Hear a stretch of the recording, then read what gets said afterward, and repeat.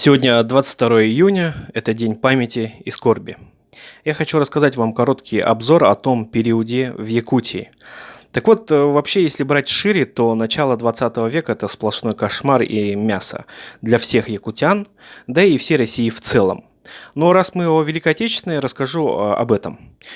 Если взять в процентном соотношении погибших на войне от каждого народа, то народ Саха потерял наибольшее количество людей, 15% от населения. Это примерно 38 тысяч человек по последним данным. А Саха перед войной было всего 230 тысяч человек.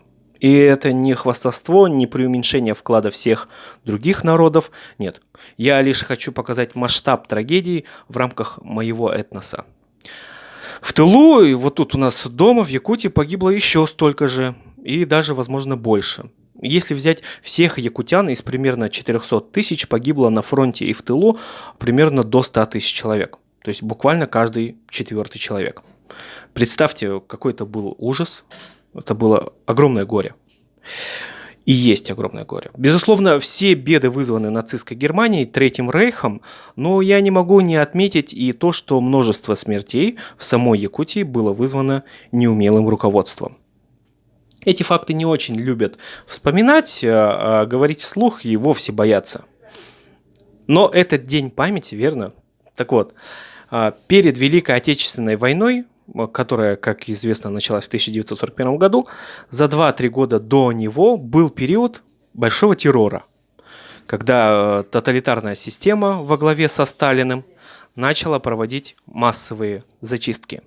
И вот как раз тогда и были уничтожены все наши национальные лидеры. Барахов Исидор Никифорович расстрелян в 1938 году.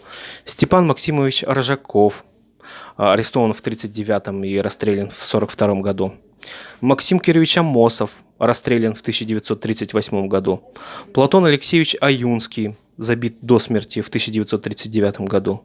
И многие-многие другие, кто стоял у истоков якутской автономии, был ложно обвинен и уничтожен. А потом их всех реабилитировали в 50-х годах. Помимо этого, как только всех зачистили, сюда отправили управлять Якутией пришлых руководителей. Надо признать, им досталась, безусловно, очень тяжелая ситуация. Началась Великая Отечественная война. Но вот один из них, Ион Лукич Степаненко, вообще не имел представления, как ведется хозяйство в Якутии, чем люди живут. И одним из его решений было переселить тысячи семей из Черопчинского улуса в тундру, добывать рыбу. 5000 человек. Им ничего не дали нормального для переезда и для жилья. И в первую же зиму умерло сразу несколько сотен человек. А в целом Черопчинская трагедия унесла 1700 человек. И это вот только одно из решений. Да, был еще голод, и в 1943 году Иона Лукича поменяли на тоже пришлого Масленникова Георгия Ивановича, но он уже в тесном взаимодействии с нашим Винокуровым Ильей Егоровичем, можно сказать, нормализовал ситуацию. Да. Но все равно Якутия потеряла до 100 тысяч человек за период войны и в тылу, да, и на фронте. Это каждый четвертый житель Якутии на тот момент. Что мы должны помнить и какой сделать вывод? Что война – это ужас. А во-вторых, от руководства во власти зависят наши жизни. И какое же счастье, что в наше время мы можем выбирать это руководство сами. Нужно только на выборы ходить, выбирать ответственных людей и контролировать их деятельность. Кимда умнулуат, тохта умнулуат. Ча.